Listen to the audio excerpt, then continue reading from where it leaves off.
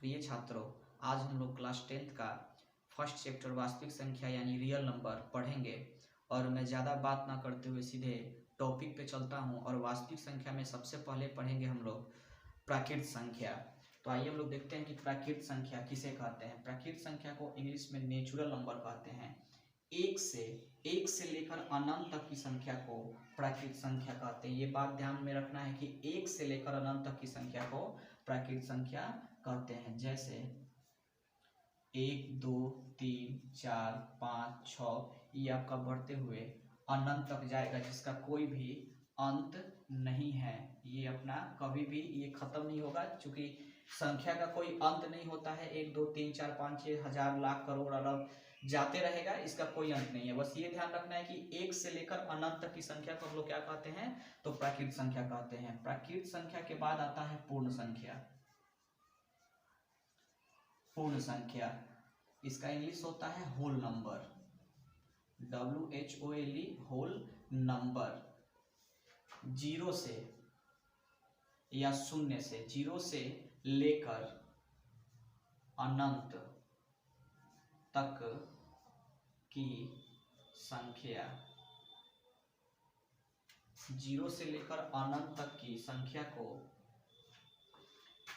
पूर्ण संख्या कहते हैं। पूर्ण संख्या कहते हैं, यानी कि ये संख्या कहाँ से शुरू होती है, जीरो से। सबसे पहली संख्या प्राकृत संख्या जो 1 से शुरू होती है, और दूसरी पूर्ण संख्या जो 0 से शुरू होती है। या एक तो हम लोग इसका एक और परिभाषा दे सकते हैं कि सभी प्राकृत संख्या में, सभी प्राकृत संख्या में शून्य को शामिल कर देने से जो संख्या बनती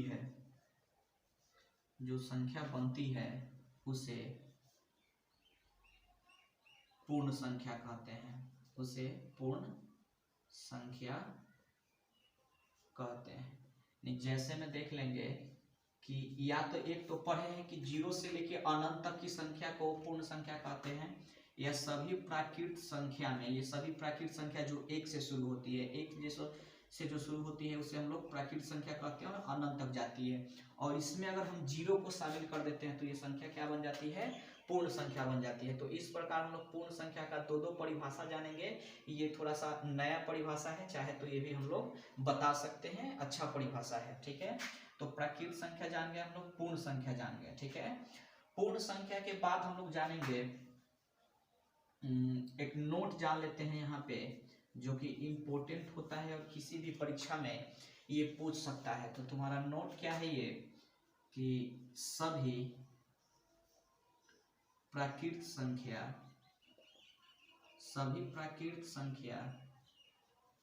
पूर्ण संख्या हो सकती है। सभी प्राकृत संख्या पूर्ण संख्या हो सकती है, लेकिन सभी पूर्ण संख्या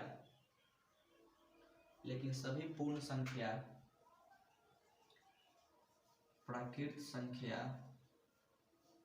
नहीं हो सकती। इस बात को ध्यान में रखना है कि सभी प्राकृत संख्या, यानी कि जितनी भी प्राकृत संख्या होती है जो तुम्हारी 1 से शुरू होती है, सभी प्राकृत संख्या पूर्ण संख्या हो सकती है। क्योंकि सभी प्राकृत संख्या में पूर्ण संख्या है, पूर्ण संख्या जो आपका 0 से शुरू हो और अंत तक जाए। तो सभी प्राकृत संख्या पूर्ण संख्या हो सकती है, लेकिन सभी पूर्ण संख्या प्राकृत संख्या नहीं होती, क्योंकि पूर्ण संख्या में 0 होता है और प्राकृत संख्या में 0 नहीं होता है। इसीलिए सभी पूर्ण संख्या कभी भी प्राकृत संख्या नहीं हो सकती, लेकिन सभी प्राकृत संख्या पूर्ण संख्या अवश्य हो सकती है। तो इस बात को ध्यान में रखना है। ये आपका ऑब्जेक्टिव में, जो भी क्लास 10th का ऑब्जेक्टिव का एग्जाम होगा उसमें ये पूछ सकता है। अब पूर्ण संख्या जानने के बाद अब हम लोग जानेंगे सम संख्या। सम संख्या, यानी कि इसका इंग्लिश होता है इवन नंबर। इवन नंबर वैसी संख्या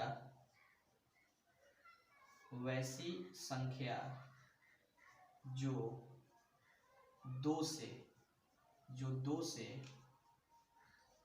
पूर्णतः विभाजित हो जाए,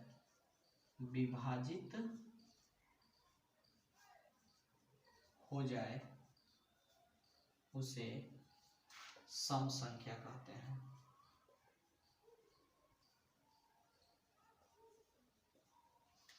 वैसी संख्या जो दो से पूर्णतः विभाजित हो जाए उसे सम संख्या कहते हैं। एग्जाम्पल में देख लेंगे 2, 4, 6, 8, 10 और इसका भी कोई अंत नहीं है। बहुत ऐसा संख्या है जो दो से कट जाएगी।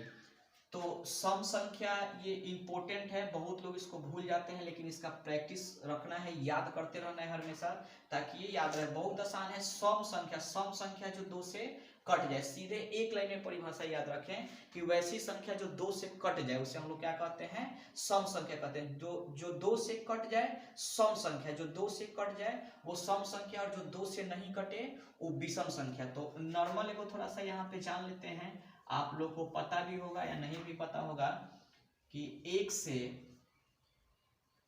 100 तक के बीच में 50 सम संख्याएं होती है। ये बहुत नॉर्मल बात है, इसको ध्यान रखना है, ठीक है। 1 से 100 तक के बीच में 50 सम संख्याएं होती है। अब जानेंगे हम लोग सम संख्या के बाद विषम संख्या। इसका इंग्लिश होता है ओड नंबर। वैसी संख्या जो दो से पूर्णतः विभाजित न हो, जो दो से पूर्णतः विभाजित न हो उसे विषम संख्या कहते हैं, ठीक है।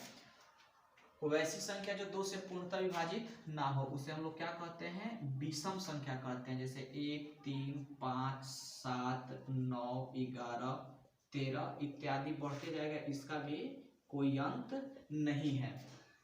तो इसमें एक बात याद रखना है, दोनों में वैसी संख्या जो दो से पूर्णतः विभाजित ना हो, यानी कि विभाजित हो, जैसे 2 से आपका 7 कट रहा है, 2 3 6, लेकिन एक शेषफल आ जा रहा है, पूर्णतः नहीं कट रहा है।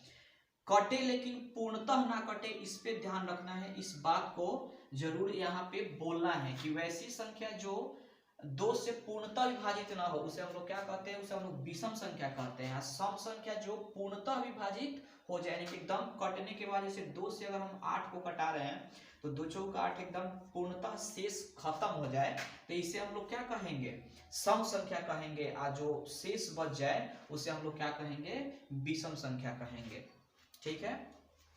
अब हम लोग देखेंगे अभाज्य संख्या, इंग्लिश में हम लोग इसे कहते हैं प्राइम नंबर। इसका परिभाषा होगा वैसी संख्या जो 1 से बड़ी हो, वैसी संख्या जो 1 से बड़ी हो तथा एक और स्वयं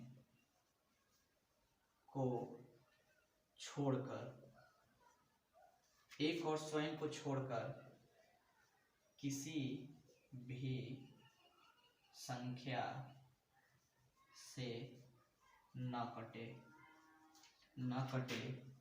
उसे अभाज्य संख्या कहते हैं। वैसी संख्या जो 1 से बड़ी हो, ये ध्यान में रखना है, 1 कभी भी अभाज्य संख्या नहीं हो सकती। वैसी संख्या जो 1 से बड़ी हो तथा एक और स्वयं को छोड़कर किसी भी संख्या से ना कटे। जैसे हम लोग एग्जाम्पल में देख लेंगे, कि 1 तो होगा नहीं, चूंकि 1 से बड़ा 2 है, तुम्हारा 2 अभाज्य संख्या होगा, चूंकि ये 1 से बड़ा भी है और 1 को छोड़ के और स्वयं को छोड़ के किसी भी संख्या से न कटेगी। 2 के बाद 3 है, 3 के बाद 5 है, 7 है, 9 नहीं है, 9 इसलिए नहीं है चूंकि 9 आपका 3 से कट जाएगा, इसको काटेंगे हम लोग तो तितरी का 9 कट जाएगा, लेकिन परिभाषा बोलेगी तो किसी से भी नहीं कटना चाहिए, 1 से कटना चाहिए या स्वयं से कटना चाहिए, तो 9 नहीं होगा। 9 के बाद 11 हो जाएगा, 13 हो जाएगा, 15 नहीं होगा चूंकि 15 3 से कटेगा, 5 से कटेगा, 17 होगा। इस प्रकार ये बढ़ते, इसका भी कोई इस अपना इत्यादि और भी बहुत सारे संख्या है, तो इसको हम लोग थोड़ा सा जान लेंगे कि आपका नोट में, ठीक है, नोट में ये जानेंगे कि 1 से लेकर 100 तक में 25 अभाज्य संख्या, 1 से लेकर 100 तक में 25 अभाज्य संख्याएं होती है।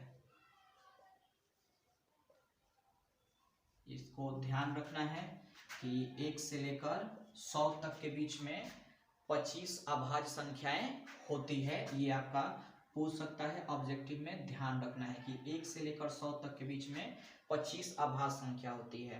बहुत लड़कों को, ये छात्रों को नहीं समझ में आता है कि विषम संख्या और अभाज्य संख्या में अंतर, तो अंतर है विषम, इसको एक हम शॉर्टकट में भी कह सकते हैं अभाज्य संख्या को, कि वैसी संख्या जो किसी भी संख्या से ना कटे उसे हम लोग क्या कहते हैं, अभाज्य संख्या कहते हैं, यानी कि खुद से कटे, तो खुद से कटना कोई कटना नहीं हुआ, चूंकि हम लोग को पता है वैसी, इसका सिंपल सा डिफिनेशन है कि वैसी संख्या, मतलब बता सकते हैं बताने के लिए कि वैसी, चाहे समझने के लिए हम लोग याद रख सकते हैं कि वैसी संख्या जो किसी भी संख्या से ना कटे उसे क्या कहते हैं, अभाज्य संख्या कहते हैं। और विषम संख्या तो पता है कि केवल 2 से ना कटे, ठीक है, तो इसको भी ध्यान में रखना। देखेंगे परिमेय संख्या, परिमेय संख्या, रेशनल, RATIONAL, रेशनल नंबर, वैसी संख्या, वैसी संख्या जो P/Q के रूप में, वैसी संख्या जो P/Q के रूप में लिखा जा सके,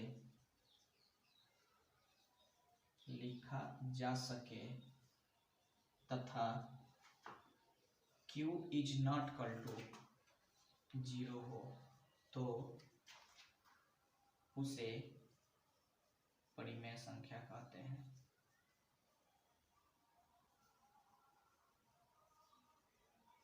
तो उसे हम लोग क्या कहते हैं, परिमेय संख्या कहते हैं, यानी कि वैसी संख्या जो P/Q के रूप में लिखा जा सके तथा Q is not equal to 0 हो तो उसे हम लोग क्या कहते हैं, परिमेय संख्या। P/Q, इसको देख के डरना नहीं है, किसी भी संख्या को हम लोग दर्शाने के लिए P/Q का यहाँ पे हम लोग प्रयोग करते हैं, क्योंकि किसी भी, अगर यहाँ पे अगर हम लिखते हैं कि वैसी संख्या जो 4/5 के रूप में हो तो कितना संख्या लिख सकते हैं, यानी कि सीधे नॉर्मल भाषा में याद रखेंगे कि वैसी संख्या जो बटा के रूप में हो, और उसी बटा को दर्शाने के लिए हम लोग यहाँ पे P/Q रख देते हैं। तो कोई भी संख्या जो बटा के रूप में हो, जैसे 4/5 हो गया, 9/7 हो गया, 8/10 हो गया, चाहे आपका बड़ा से बड़ा कोई भी संख्या हो जो भी बटा के रूप में हो, ये सब आपका क्या हो जाएगा, सब आपका परिमेय संख्या हो जाएगा।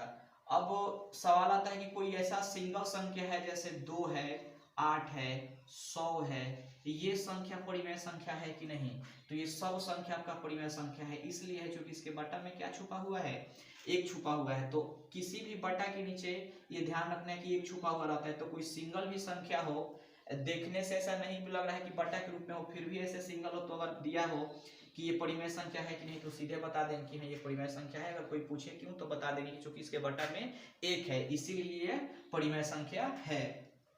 अब कोई पूछता है कि शून्य परिमेय संख्या है कि नहीं, तो सबसे पहले यहाँ पे एक और बात समझ लेते हैं कि Q is not equal to 0 होना चाहिए, यानी कि कोई भी संख्या जब हम लोग लिखेंगे तो यहाँ पे q बराबर 0 नहीं होना चाहिए। जैसे यहाँ पे अगर 4/0 है तो ये संख्या परिमेय संख्या नहीं होगी। याद रखना है इस बात को, चूंकि यहाँ पे लिखा है कि q के बराबर 0 नहीं होना चाहिए। अगर p के बराबर 0 आ भी गया, p के बराबर अगर ऊपर 0 है और नीचे कोई भी संख्या है तो परिमेय संख्या हो जाएगी, क्योंकि सवाल में ये परिभाषा में बोल रहा है कि q बराबर 0 नहीं होना चाहिए। p बराबर 0 हो भी फिर भी कोई बात नहीं है, ठीक है। तो इस बात को ध्यान में रखना है, ठीक है। तो इसी पे हम लोग जान लेते हैं थोड़ा सा कि q जो है तुम्हारा 0, नोट में लिख लेते हैं हम लोग यहाँ पे 0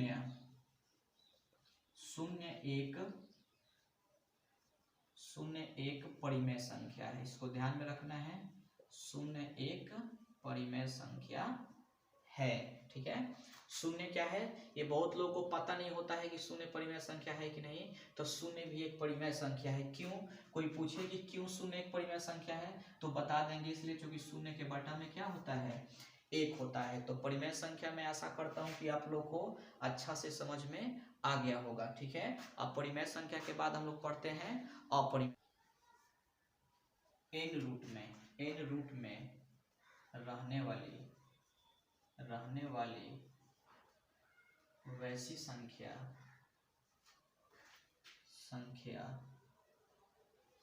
जिसका पूर्ण मान न हो उसे अपरिमेय संख्या कहते हैं। देखिए n रूट में रहने वाली वैसी संख्या जिसका पूर्ण मान न हो उसे हम लोग क्या कहते हैं, उसे हम लोग अपरिमेय संख्या कहते हैं। या जो p/q के रूप में न हो उसे अपरिमेय संख्या कहते हैं। उसे हम लोग क्या कहते हैं, अपरिमेय संख्या कहते हैं। जैसे एग्जांपल में देख लेंगे हम लोग, जैसे √2 है, इसका पूर्ण मान निकलेगा बाहर, नहीं निकलेगा। √2 है, √5 है, √6 है, √12 है, रूट तुम्हारा 22 है, ठीक है, और √13 है। ये सब जितनी भी संख्या है इसका पूर्ण मान नहीं निकलेगा बाहर। तो ऐसी संख्याएं जो भी है तुम्हारा अपरिमेय संख्या। लेकिन रूट में अगर कोई संख्या दिया हो, जैसे 4 है, ये तुम्हारा बाहर निकल जाएगा 2, तो ये तुम्हारा क्या हो जाएगा, परिमेय संख्या। तो √4 भी परिमेय संख्या हो जाएगा।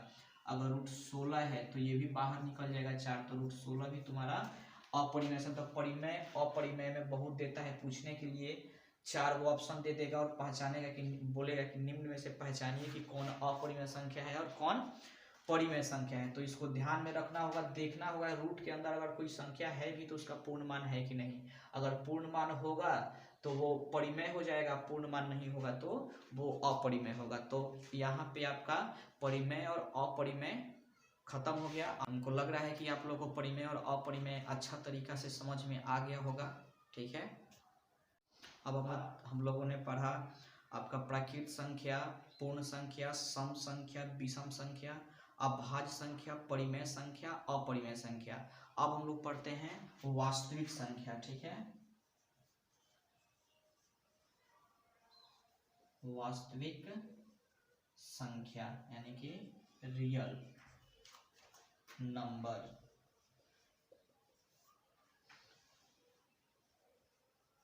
परिमेय संख्या तथा अपरिमेय संख्या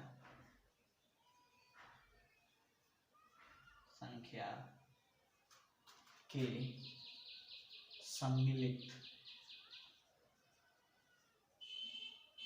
सम्मिलित रूप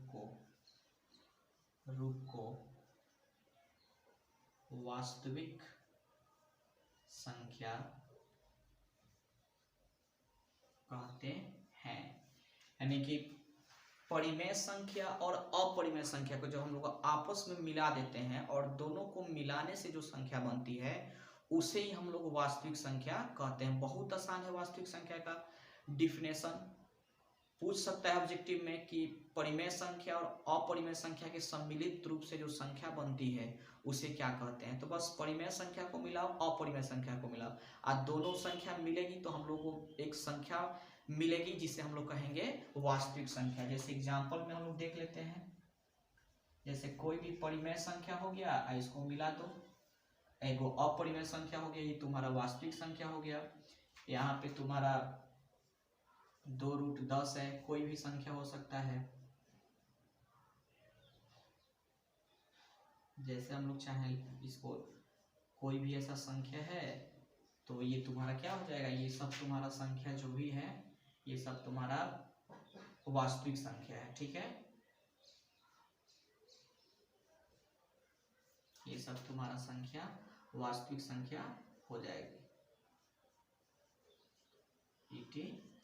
इत्यादि। ठीक है, मैं आशा करता हूं कि आप लोग को यहाँ तक वीडियो अच्छा से समझ में आया होगा और आगे भी मेरा वीडियो आएगा, आप लोग देखिएगा ज़रूर, तो आप लोग को वास्तविक संख्या अच्छा से समझ में आएगी।